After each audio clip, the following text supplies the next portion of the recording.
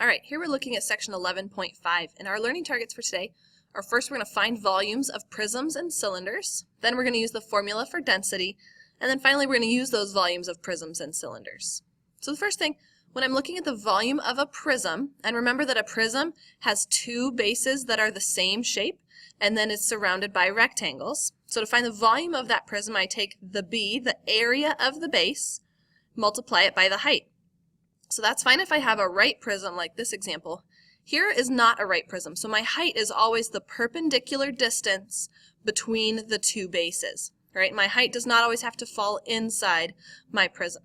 It can fall outside like this example. So let's look here. So find the volume of each prism.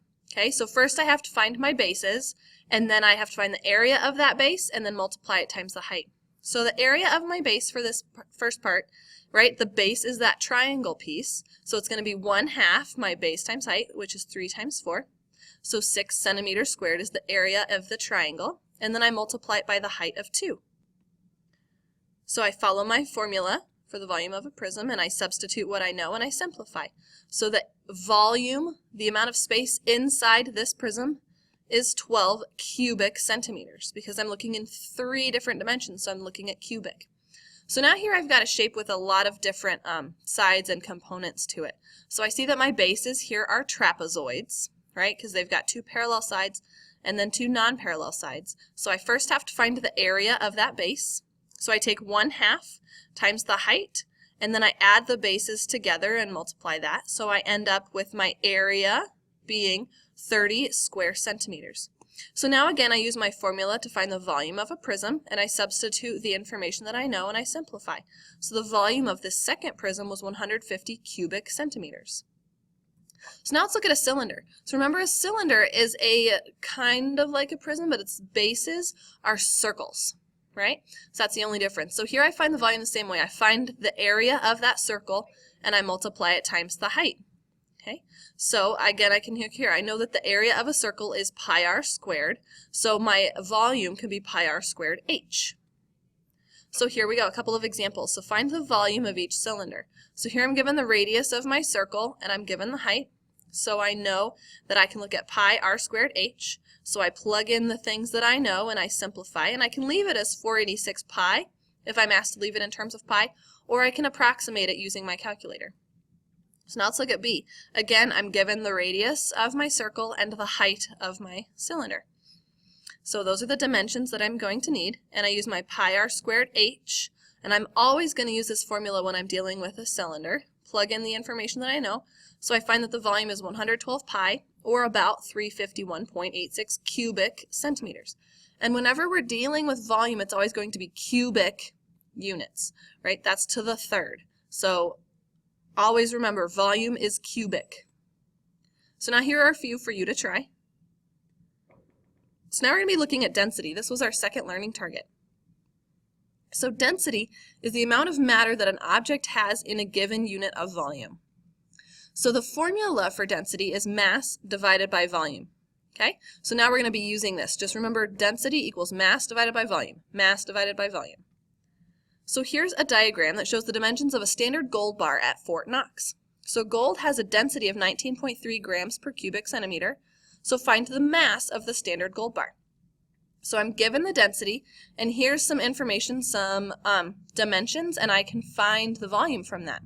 So the first thing I want to do is I want to convert everything to centimeters. And I know that I need to get to centimeters because I have this per cubic centimeter as my density. Okay, so I know that 1 inch is 2.54 centimeters, so I convert all of my different measurements into centimeters first. Then I want to find the volume of this gold bar, and I know to find the volume, I take the area of the base and I multiply it by the height, so I end up with 727.69 centimeters cubed, and again my exponent is a 3 there. So now that I have the volume, I can use my density formula. So density equals mass divided by volume, and plug in what I know. Well, I was given the density, and I found the volume, so I have to find the mass. So my mass is going to be my variable.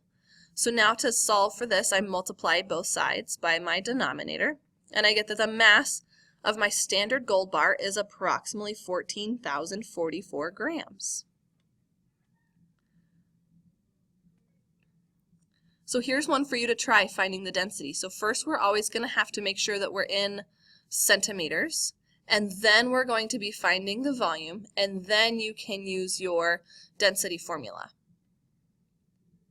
So now here we're looking at building a rectangular chest. So I want the length to be 6 feet and the width to be 4 feet and the volume to be 72 cubic feet. What should the height be? So now here I'm going to be using my volume formula but solving for something that's not the volume. So let's go ahead and make my plan and look at what we're looking at. So I know that I have my volume is 72 feet, and I know that the area of my base is 6 times 4, right, which is 24 feet. So I can use my formula for the volume of a prism and substitute what I know. So here I have the volume and the base area. So now I'm trying to find the height. So in order to find the height, I just divide both sides by 24 and I find that the height should be about 3 feet. So I can always go back and double check, and if I put in a 3 for this height and multiply 6 times 4 times 3, I will get this 72.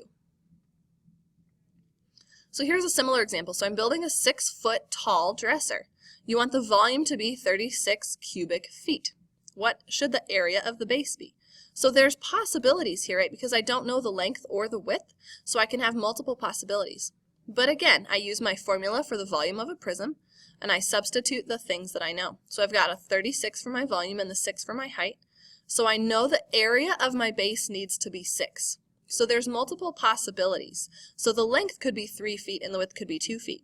I have to come up with any possibilities that would get me to 6. It could also be a 1 by 6, but that just wouldn't make much sense, but it could be. That would be one possible length and width. So now that I found the area of the base, I have to find out what two sides could multiply to get me that. That's how we got this 3 and the 2. So now think about these couple ones and see if you can figure out what information you have and what information you're looking for. So now we're going to look at some similar solids, right? We've looked at similar triangles a lot, so now we're going to look at solids. So two solids of the same type, so either both cylinders or both rectangular prisms with equal ratios of corresponding linear measurements, which would mean the sides have the corresponding ratios. They're similar solids. Okay? So I also know I have to deal with my scale factor, right? And the scale factor is the thing that I multiply by to get the other one. So the ratio is my scale factor. The ratio of my volumes is k cubed because the ratio goes in all 3 dimensions to find the volume. That's how I remember it's going to be k cubed. So let's look at an example. I'm told here that cylinder A and cylinder B are similar. So find the volume of cylinder B. So first I have to find my scale factor. And here I'm given the radius of both of these cylinders. So that's what I'm going to use to find my scale factor. So I take the radius of cylinder B divided by the radius of cylinder A, which gives me 2. So now I can use that scale factor to find the volume of my second cylinder. So I know that I'm going to take the volume of cylinder B over the volume of cylinder A equals k cubed. And remember, I'm dealing with volume, so my exponent's always going to be a 3. So I can substitute what I know. So I've got my volume of cylinder B over 45 pi, which is what I was given as the volume for cylinder A, equals 2 to the 3rd. And 2, remember, is this scale factor that I found. So then I can just solve for the volume of cylinder B. So my volume is 360 pi cubic centimeters. So here I want you to try this, right? Now we're just looking at prisms rather than cylinders. So here I have a concrete block, but I'm missing some chunks, right? So I don't want to find the volume of the whole thing. I have to find the volume of the actual concrete part. So I can do that as well. So to find the area of my base, right, I subtract 2 times the area of the small rectangle from the area of the large rectangle. So I can find the area of my big rectangle and then subtract the 2 little pieces from it. So I'm going to take the information that I have, right, so find the area of my large rectangle, which is 1.31 times 0.66, and I'm going to subtract 2 of my little rectangles, which are 0.33 times 0.39. So now I can just do that, and I see that here is the area of the base of my concrete block. Well, now I know to find the volume, I have to multiply that area times the height. So I can do that. I take the area of my base times the height of the block and multiply them and get this 0.40. So my volume is 0.40 cubic feet. So I always want to find the area of my base first. So even here, when I'm missing pieces of it, I can find the area of the whole thing and then subtract the small pieces that I'm missing. Okay, so now here's one for you to try looking at, and this one's a little bit more difficult, so make sure you can do this one. So now let's look back at our learning targets. So first we were finding volumes of prisms and cylinders. First we always find the area of the base, and then we can multiply it times the height. Then I looked at the formula for density, and density is always mass divided by volume. And then we used some volumes of prisms and cylinders, and we looked at some composite figures. Composite figures are things made up of more than one shape. So we're going to be doing this often. So now that we've looked through these learning targets, go ahead and work on your homework for 11.5.